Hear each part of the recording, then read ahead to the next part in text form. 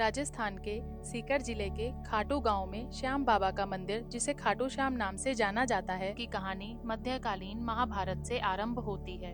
वे पहले बर्बरीक के नाम से जाने जाते थे। वे अति बलशाली गदाधारी भीम के पुत्र घटोत्कच और दैत्य मूर की पुत्री मोरवी के पुत्र थे। बाल्यकाल से ही वे बहुत वीर और महान योद्धा थे। उन्होंने युद्ध कला अपनी माँ तथा श्री कृष्ण से सीखी। नव दुर्गा की घोर तपस्या करके उन्हें प्रसन्न किया और 3 अमोघ बाण प्राप्त किए। इस प्रकार 3 बाणधारी के नाम से प्रसिद्ध नाम प्राप्त किया। अग्निदेव ने प्रसन्न होकर उन्हें धनुष प्रदान किया, जो उन्हें तीनों लोकों में विजयी बनाने में समर्थ था। महाभारत का युद्ध कौरवों और पांडवों के मध्य अपरिहार्य हो गया था। यह समाचार बर्बरीक को प्राप्त हुआ तो उनकी भी युद्ध में सम्मिलित होने की इच्छा जागृत हुई। जब वे अपनी माँ से आशीर्वाद प्राप्त करने पहुंचे, तब माँ को हारे हुए पक्ष का साथ देने का वचन दिया। वे अपने नीले रंग के घोड़े पर सवार होकर 3 बाण और धनुष के साथ कुरुक्षेत्र की रणभूमि की ओर चल पड़े। सर्वव्यापी श्री कृष्ण ने ब्राह्मण वेश धारण कर बर्बरीक के बारे में जानने के लिए उन्हें रोका और यह जानकर उनकी हंसी उड़ाई कि वह मात्र 3 बाण से युद्ध में सम्मिलित होने आए हैं। ऐसा सुनकर बर्बरीक ने उत्तर दिया कि मात्र 1 बाण शत्रु सेना को परास्त करने के लिए पर्याप्त है और ऐसा करने के बाद बाण वापस तुणीर में ही आएगा। यदि तीनों बाणों को प्रयोग में लिया गया तो पूरे ब्रह्मांड का विनाश हो जाएगा। यह जानकर भगवान कृष्ण ने उन्हें चुनौती दी कि इस वृक्ष के सभी पत्तों को भेद कर दिखलाओ। वे दोनों पीपल के वृक्ष के नीचे खड़े थे। बर्बरीक ने चुनौती स्वीकार की और अपने टूणीर से 1 बाण निकाला और ईश्वर को स्मरण कर बाण पेड़ के पत्तों की ओर चलाया। बाण ने क्षण भर में पेड़ के सभी पत्तों को भेद दिया और श्री कृष्ण के पैर के इर्द गिर्द चक्कर लगाने लगा, क्योंकि एक पत्ता उन्होंने अपने पैर के नीचे छुपा लिया था। बर्बरीक ने कहा कि आप अपने पैर को हटा लीजिए, अन्यथा ये बाण आपके पैर को भी भेद देगा। तत्पश्चात श्री कृष्ण ने बालक बर्बरीक से पूछा कि वह युद्ध में किस ओर से सम्मिलित होंगे। बर्बरीक ने अपनी माँ को दिए वचन को दोहराया और कहा, युद्ध में जो पक्ष निर्बल और हार रहा होगा उसी को अपना साथ दूंगा।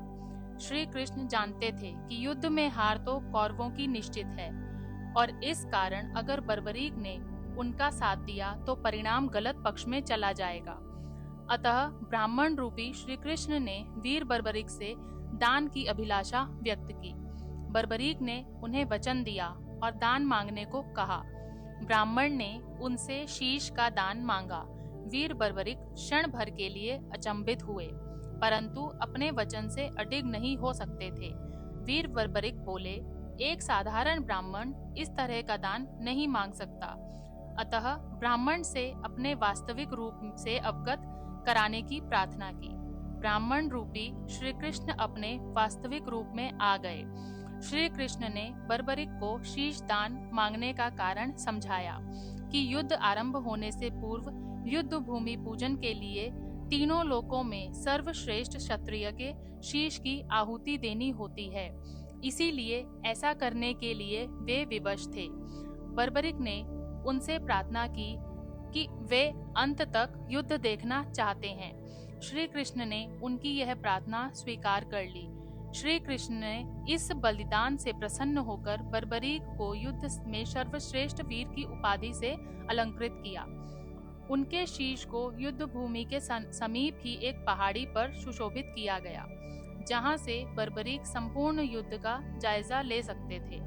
फाल्गुन माह की द्वादशी को उन्होंने अपने शीश का दान दिया था।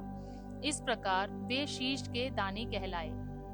महाभारत युद्ध की समाप्ति पर पांडवों में ही आपसी विवाद होने लगा कि युद्ध में विजय का श्रेय किसको जाता है। श्री कृष्ण ने उनसे कहा, बर्बरीक का शीश संपूर्ण युद्ध का साक्षी है, अतएव उससे बेहतर निर्णायक भला कौन हो सकता है। सभी इस बात से सहमत हो गए और पहाड़ी की ओर चल पड़े। वहां पहुंचकर बर्बरीक के शीश ने उत्तर दिया कि श्री कृष्ण ही युद्ध में विजय प्राप्त कराने में सबसे महान पात्र हैं। उनकी शिक्षा, उपस्थिति, युद्ध नीति ही निर्णायक थी। उन्हें युद्ध भूमि में सिर्फ उनका सुदर्शन चक्र घूमता हुआ दिखाई दे रहा था, जो शत्रु सेना को काट रहा था। महाकाली कृष्ण के आदेश पर शत्रु सेना के रक्त से भरे प्यालों का सेवन कर रही थी। श्री कृष्ण वीर बर्बरिक के महान बलिदान से काफी प्रसन्न हुए और वरदान दिया कि कलयुग में तुम श्याम नाम से जाने जाओगे, क्योंकि उस युग में हारे हुए का साथ देने वाला ही श्याम नाम धारण करने में समर्थ है। ऐसा माना जाता है कि मंदिर का निर्माण खाटू गांव के राजा रूप सिंह चौहान और उनकी पत्नी नर्मदा कंवर ने करवाया था। राजा को सपने में मंदिर बनाकर बर्बरीक का शीश उसमें स्थापित करवाने का आदेश मिला था। राजा ने इस सपने को पूरा किया। धार्मिक मान्यता है कि खाटू श्याम के कुंड पर बर्बरीक जी का शीश मिला था। इस वजह से इस कुंड को भी विशेष मान्यता दी गई है।